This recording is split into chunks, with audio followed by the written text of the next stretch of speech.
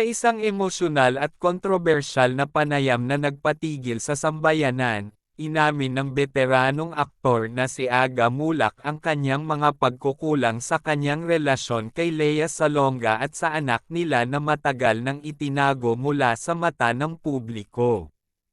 Sa programa ng isang sikat na talk show, lumitaw si Aga na tila pinanghihinaan ng loob ngunit determinadong ihayag ang lahat ng kanyang saloobin at pagsisisi. Sa simula pa lamang ng panayam, ramdam na ramdam ang tensyon habang unti-unting inilalahad ni Aga ang kanyang kwento. Napakatagal kong itinago ang lahat ng ito.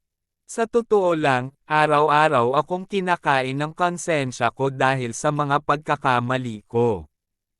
Hindi ko alam kung paano haharapin si Lea at ang anak namin. Ngunit ngayon, gusto kong itama ang mga maling nagawa ko, bungad ni Aga, na halatang hirap na hirap pigilan ang pagluha. Inilarawan ni Aga ang kanilang naging relasyon ni Lea noong sila'y nasa kanilang kabataan pa.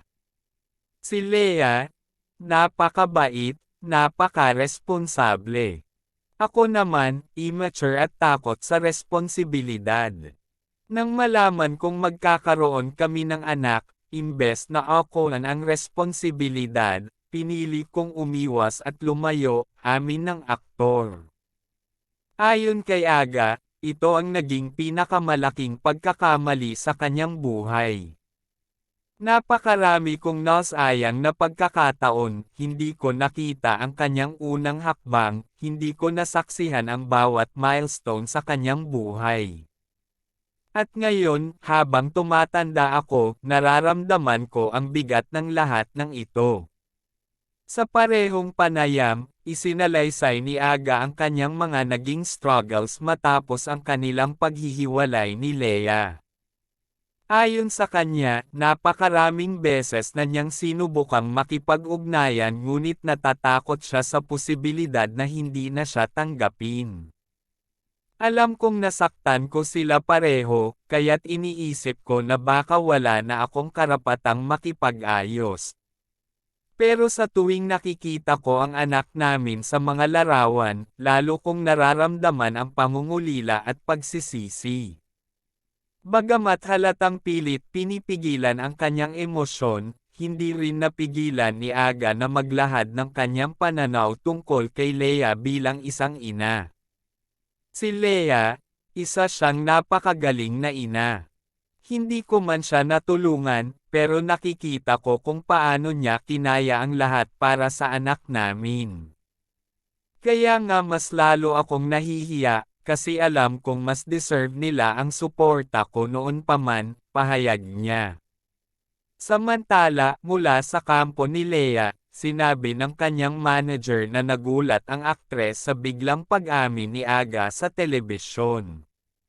Lea was not expecting this, especially after all these years.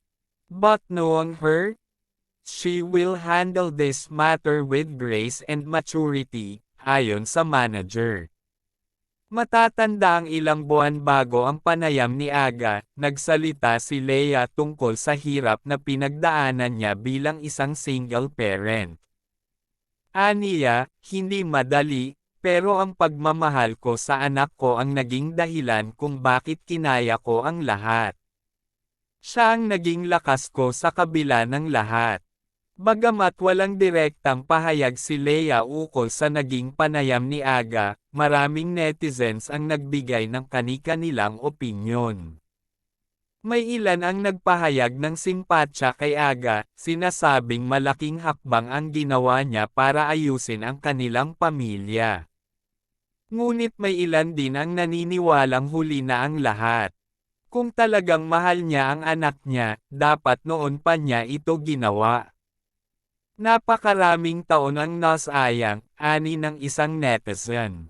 Sa kabilang banda, may mga taga-suporta rin na nagsabing ang pagpapakumbaba ni Aga ay dapat pahalagahan.